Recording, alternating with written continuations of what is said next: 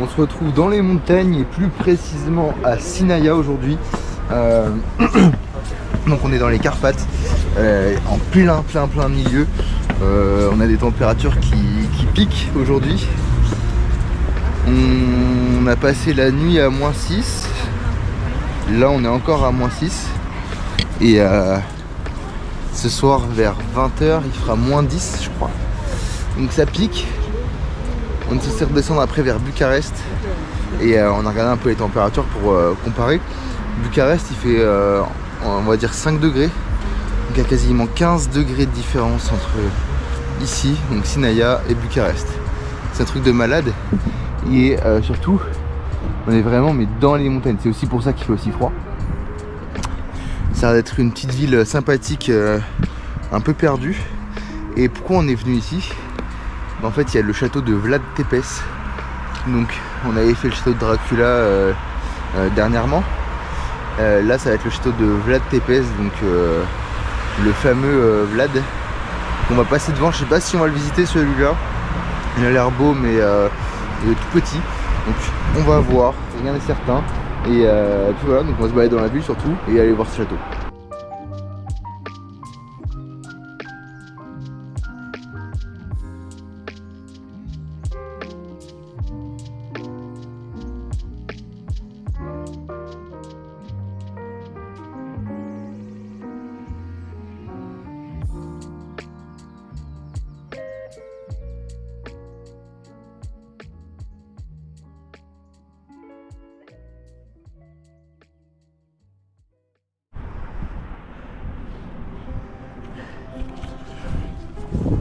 Bon, on en bave un peu.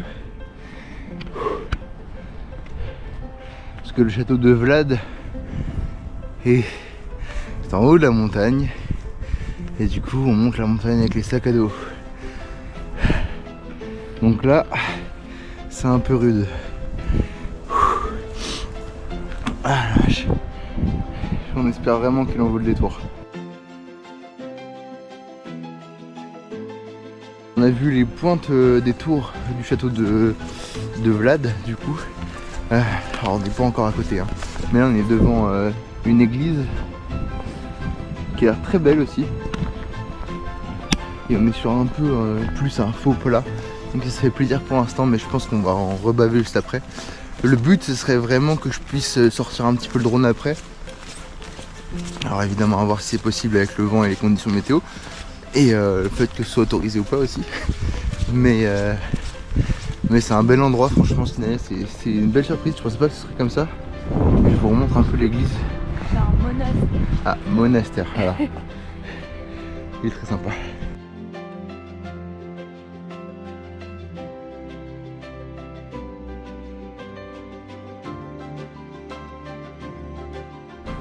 Le monastère est accessible, du coup on s'est dit qu'on allait faire un petit saut.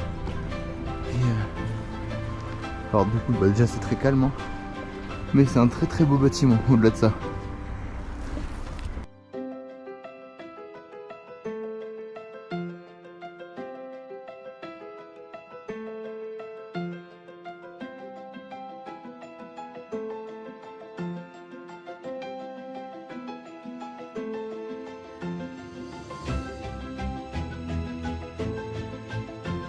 On vient de visiter le monastère, on pouvait pas filmer à l'intérieur, mais c'était une claque, il est magnifique, vraiment c'était des dorures dans tous les sens, des peintures, tous les murs étaient peints, il n'y avait pas un bout de mur qui n'était pas peint, ou avec de la mosaïque, c'était doré du coup partout, c'était vraiment incroyable. J'étais un peu dégoûté de ne pas pouvoir filmer ça ou même prendre des photos parce que franchement c'était majestueux.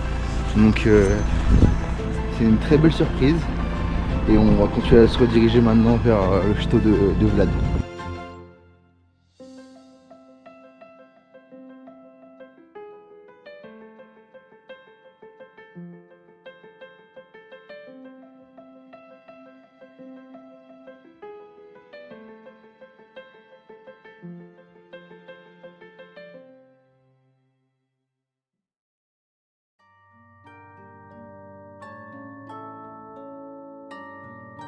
On arrive tout doucement au pied du château de Vlad Tepes qui est en rénovation. Voilà, il est en rénovation.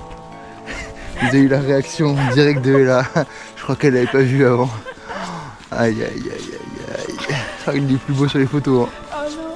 Ah, ça devient un coup moral. Ah, on a monté tellement de marches. On a monté toute la montagne en fait, parce que la gare est tout en bas et le château tout en haut. J'avoue que là ça fait un petit coup.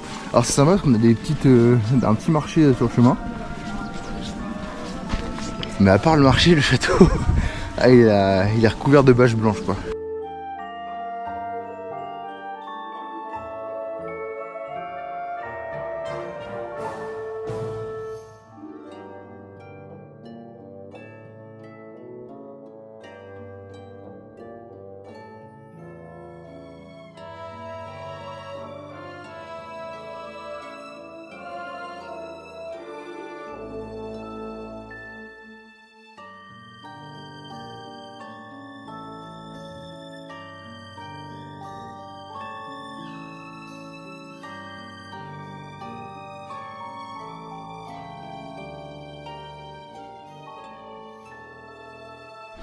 Bon, comme vous pouvez voir, le château est bel et bien bâché.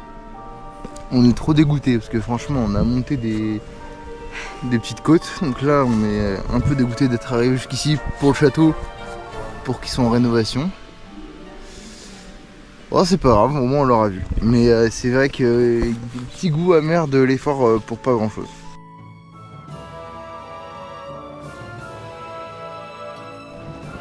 Bon, sur notre déception de ce château de Vlad, on a fait demi-tour. On va se balader un petit peu dans la ville. On va essayer d'aller poser les sacs tout simplement assez rapidement pour pouvoir se balader plus léger. Et puis voilà, donc on va vous emmener à travers la ville. Et puis bon, bah, la déception du château, c'est qu'une petite déception. Toute la ville avait l'air très très sympa dans tous les cas, donc ça va être cool.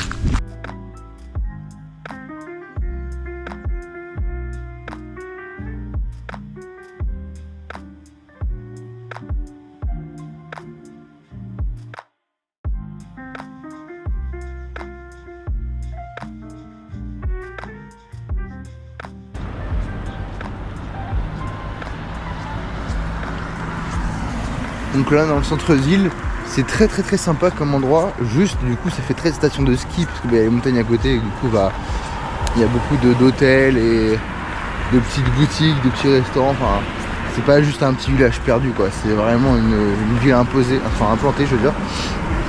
Donc voilà. C'était la petite surprise pour nous aussi, parce que moi je l'imagine, enfin en tout cas pour moi je l'imaginais vraiment comme un petit trou perdu. En fait c'est assez gros quand même.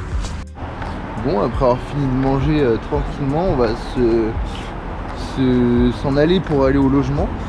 Je sais pas si c'était très français ce que je viens de dire, bref, se diriger vers le logement, merci. Et pour aller au logement, il faut qu'on est à l'exact opposé du château. Vraiment, on va traverser toute la ville. Ah, il y a des petites cartes. Ah bah, parfait. Là, on est à Sinaia, donc par ici. Et vraiment, là, c'est toutes les montagnes qui sont autour, donc les Carpates. Il y en a énormément, Et nous on est bien monté quand même parce que je sais pas où exactement est le château, mais je crois qu'il est par là, un truc comme ça. Voilà. Et nous faut qu'on aille vers là, c'est ça? Ouais. Donc on est genre là, on était par là de base, ou un truc comme ça, je sais plus où exactement. Et il faut qu'on aille là-bas. Donc vraiment on va traverser toute la ville. Donc ça va permettre d'avoir un ensemble assez sympathique de celle-ci. Et puis bah on continue tout simplement.